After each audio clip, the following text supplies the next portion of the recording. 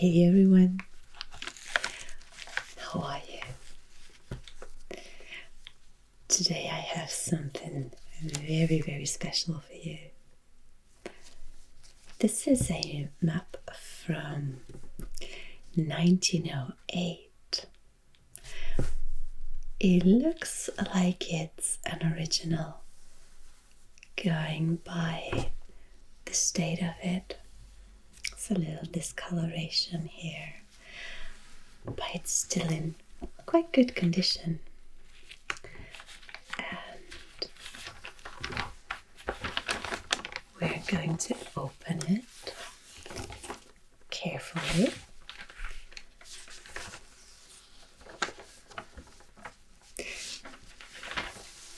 It's a funny little detail here. Somebody wrote falsch on it, meaning wrong. I'm not sure what exactly is wrong about it. But someone obviously felt quite strongly about it.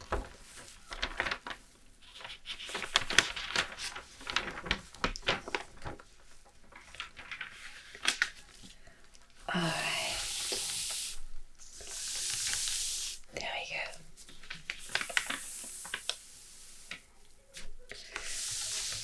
So it says here this is an Eisenbahnroutenkarte von Mitteleuropa. So it's a map of railway lines of Central Europe.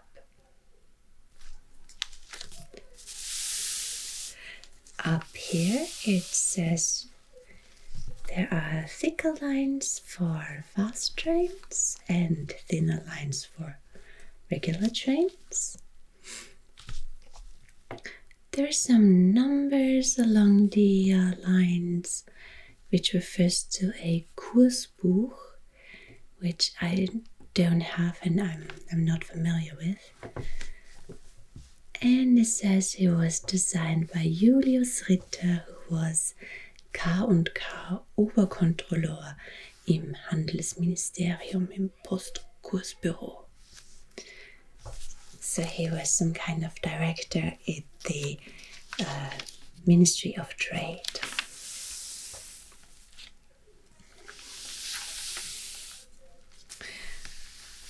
Alright, let's get a little overview of what we can see. So here in the north we have the North Sea and the Baltic Sea with Denmark here in the center. We have Amsterdam. We can see London just here in the corner. And Paris. We have Berlin. We have Warsaw. And then here would be Prague, Vienna, Budapest, there's Ljubljana, Triest, and then here we have Italy with Rome. There is one particular oddity, which is here in this corner, where Istanbul is. It says Constantinople. And I'm not sure if this was just in use in the monarchy for a very long time. But it seems quite strange to me to see this written here on a map from the 20th century. The other thing that looks a bit odd is that we have quite a lot of details here in the center. Particularly this area here, which would be Bohemia and Moravia, if I'm not mistaken. You can also see that there are quite a lot of lines here in the German areas, as well as in France and the Netherlands and Belgium. It doesn't quite look to scale to me, so I'm not sure if that's really correct. But at least we have a lot of information. If I move here to the south and look down,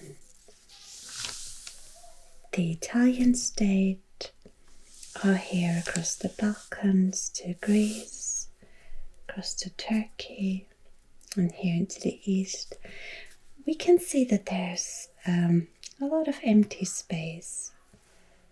And I'm not sure if this is just, if it's a decision by Julius Richter, who said, well, this is only about Central Europe, and he's going to leave this part out, or if you really had fewer train lines. Unfortunately, I've not been able to research that in time, but I'm sure some of you probably know and might be able to tell me. Ultimately, of course, if this is about Central Europe and it was created by someone from the Ministry of Trade from the Danube monarchy, they only make sense that this part here would be the most detailed. At first, when I looked at the map though, I thought it was strange how you can't actually make out any borders. You just see a lot of connections basically, which seems like the opposite of a border, right? It's very interesting. If you look at Vienna here, and the border today would just sort of roughly go like this. But at the time, you had a number of connections going north,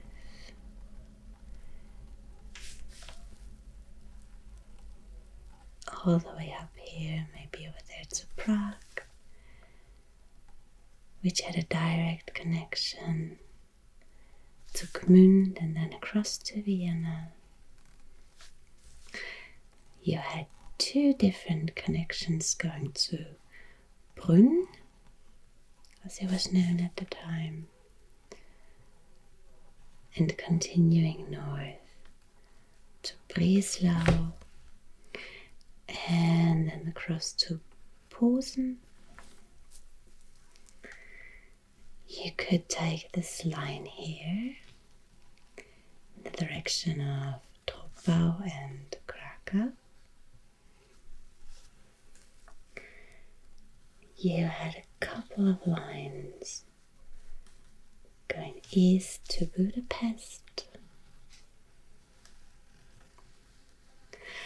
And then, of course, you could take the southern lines to Zagreb,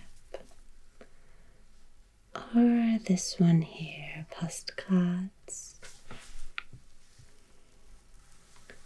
across to Klagenfurt and then south to Italy, or maybe continue here, Steinbrück, Laibach or Ljubljana, and then Triest.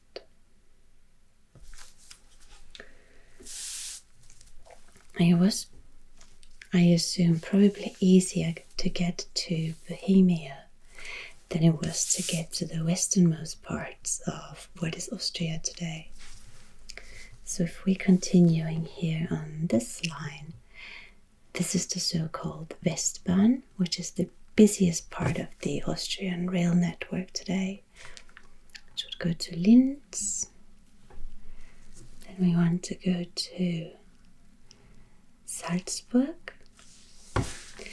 At the time, you had to take a little trip down south and past Zell am See, and then Kitzbühel and Wörgl. Today you can move across here. And this is interesting. Here you can see that the borders actually are there. It's this very faint blue line. This would be the Austrian-German border. And this little part here is called the German corner, das Deutsche Eck. So the train today would cut across it. You would cross two state lines, just going on the train. And then you could continue to Innsbruck and maybe further Landeck, Feldkirch. So this journey definitely took longer than it would have taken to get to to Brünn, for example.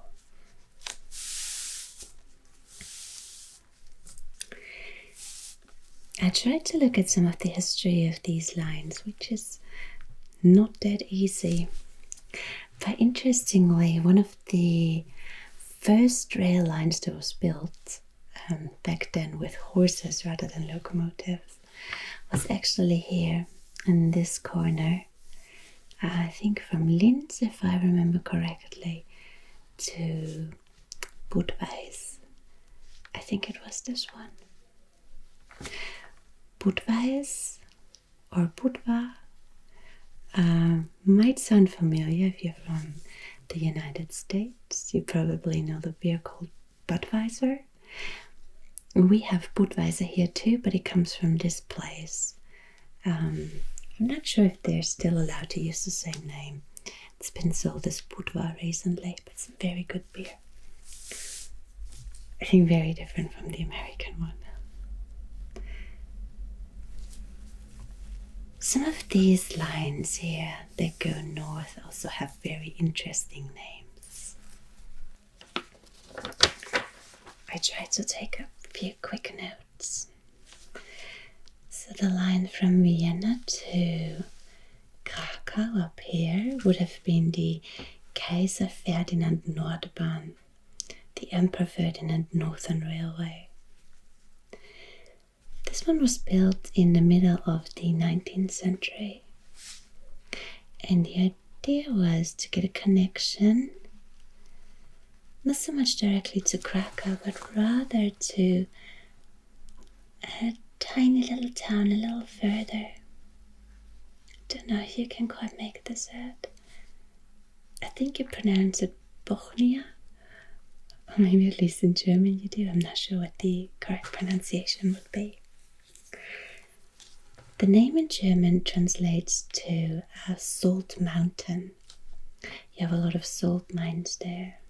It's also an area where you have coal mines, where you have ironworks. So of course in Vienna they were interested to get a connection to this place and sort of back into the center of the monarchy. This was completed in 1847 and nationalized in 1907, so just before this card was drawn. And that's something that you see again and again with many of these places. This line leading south, for example, was also first a private line and then nationalized later. And this has an interesting little bit here. I would have loved to be able to show you a picture, but maybe I can find one a little later. There's a tiny little place here, you can see it, where you have these curves. It's around Mürzzuschlag, so just when you cross from Lower Austria to Styria. And this is the Semmering. At the time, this was really a pretty impressive feast here that they did. If you're familiar with Austrian geography, you'll know that you have quite a lot of mountains here. So they had to find a way to create these rail lines through the mountains or across the mountains. And you can still follow the same lines from back then.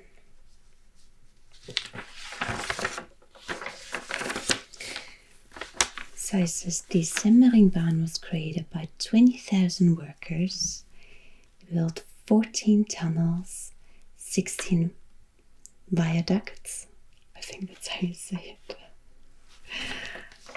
And it's still in use today, and really an absolutely gorgeous journey here. They're currently building a tunnel to make sure that this goes a little faster, which would cut across a little further south. But if you love train watching, this is a great place to go. The Semmering today is part of the so-called Südstrecke or Südbahn, which connects Vienna with Graz, the second largest city. And you might remember this. It used to start at the Südbahnhof, the southern train station, and you actually had 2 lines there from Venice, Venedig. So it really ran all the way south. And if we have a look at the border, we have the blue line here. You can see that a little part of what is Italy today used to be Austrian, which is Trieste. So this little area here. This I think is already either Slovenia or Croatia. But basically this was the main harbour that Austro-Hungary had. Trieste. And of course these connections were cut eventually both to Laibach as well as to Trieste.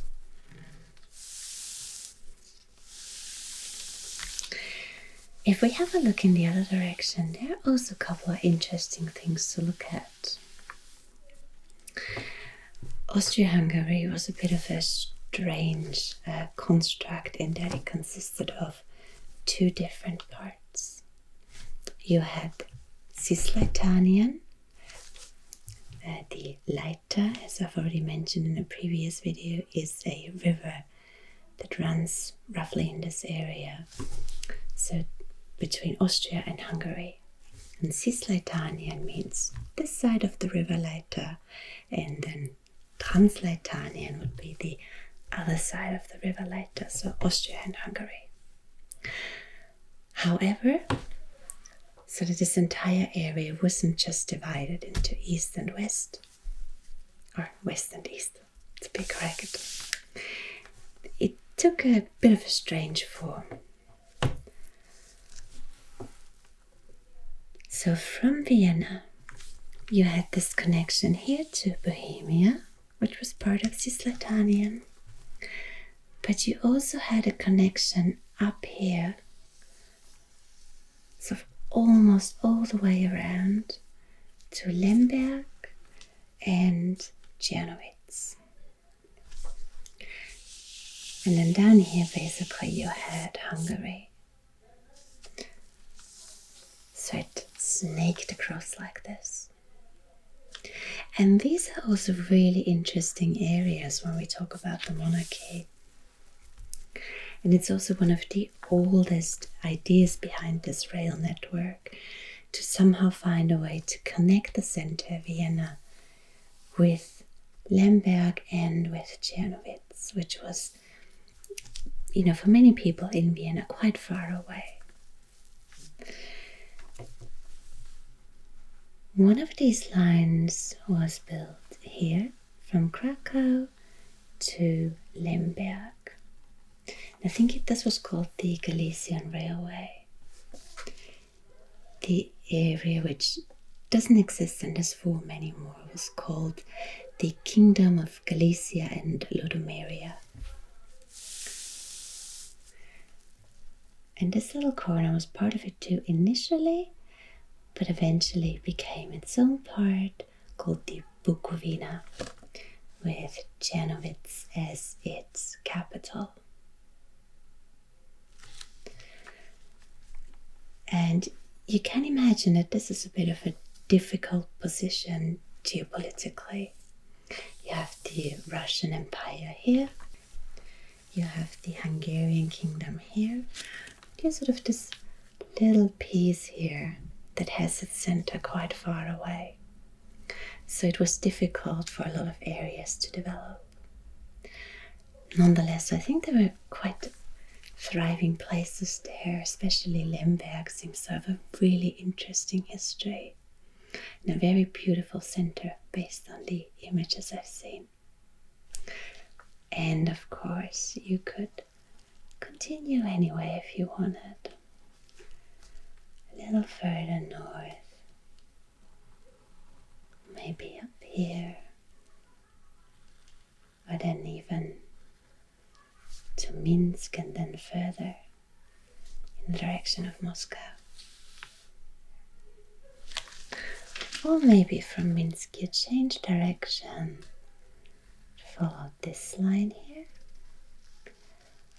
All the way to Königsberg, which today is Kaliningrad, which is also Russia. That little corner here by the Baltic Sea.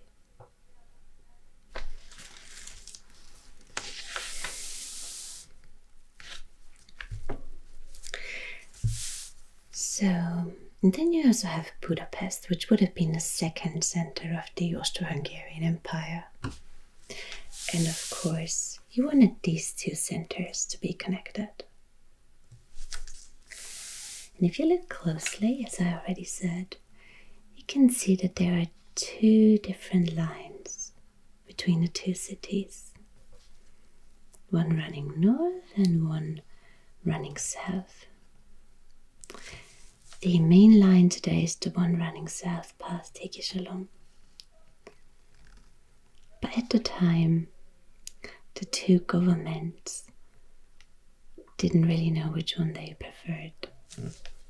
I think the Hungarian government wanted the northern version, and they did get it built. There's a bit of an odd detail here too, in that this is, if I'm not mistaken, the connection to Bratislava, which lies just across the border. I think it's only about 50 kilometers from Vienna, but it doesn't seem to be placed here on the map. Unless for some reason I just didn't see it. You do have tiny places though, like Liesing, Mödling, Buchberg. So very, very small. Marek, Stadlau, Stockau, Tulln.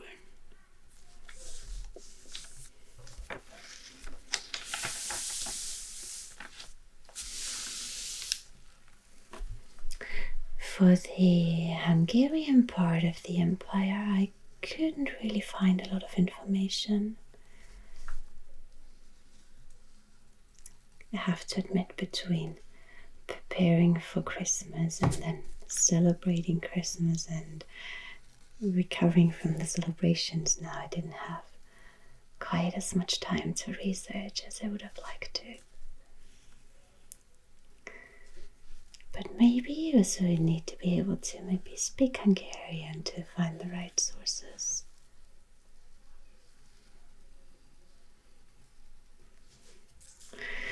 What you do have is a connection to Bucharest here.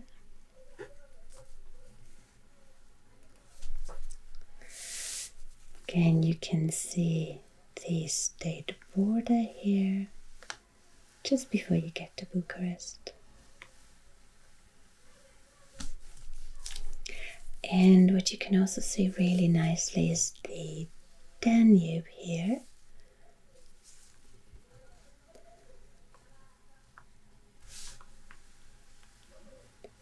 Moving towards the Black Sea.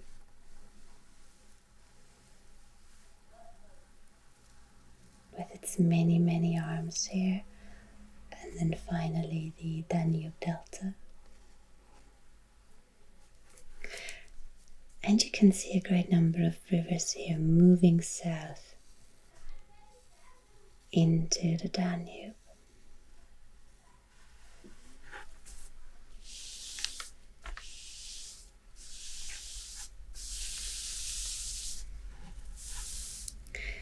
You also have this connection from Belgrade,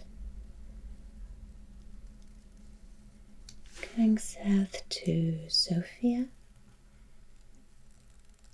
And then, as I already said, all the way to Constantinople.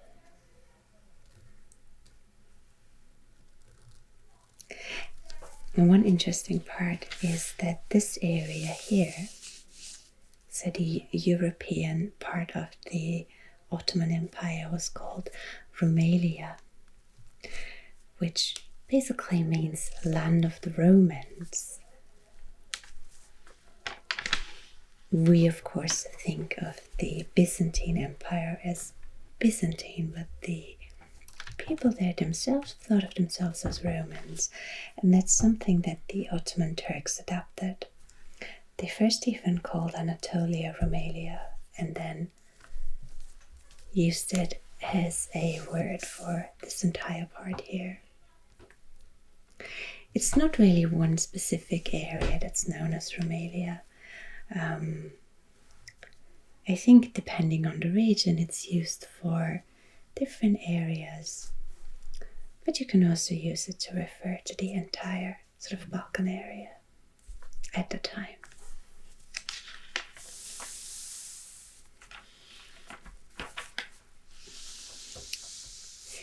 There's some really interesting history, especially when you have a look at where the border runs.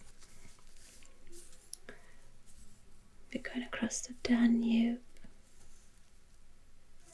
I can't quite make it out here. But basically this area between the Habsburg and the Ottoman Empire shifted over time. As you know, the Ottomans made it all the way up to Vienna at some point, and then with time had to withdraw and lost some areas to the Habsburg Empire. And the Habsburg, especially in the 18th century, made sure that they had quite a lot of people moving into these areas, sort of as a living border between the two empires. So you have places like the Bukovina, but also Vojvodina or Banat further here, that have very mixed populations during the 19th century or during the time when this was drawn. Also Lemberg especially falls into that category. But today if you look for places like Galicia or the Bukovina, you might not find them anymore. There are different borders now and different names for the regions. So again, a lot of history has passed since then. I think it's really fascinating to look back like this and to see some very, very old connections between regions that can feel quite far away today. Like for me, Ukraine always feels really far away, but that was all within one border.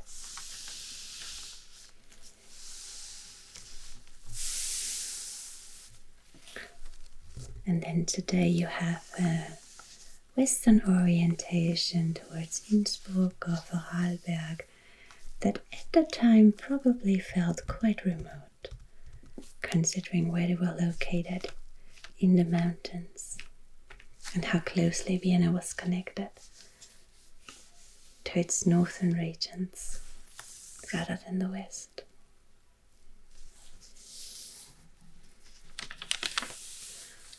All right.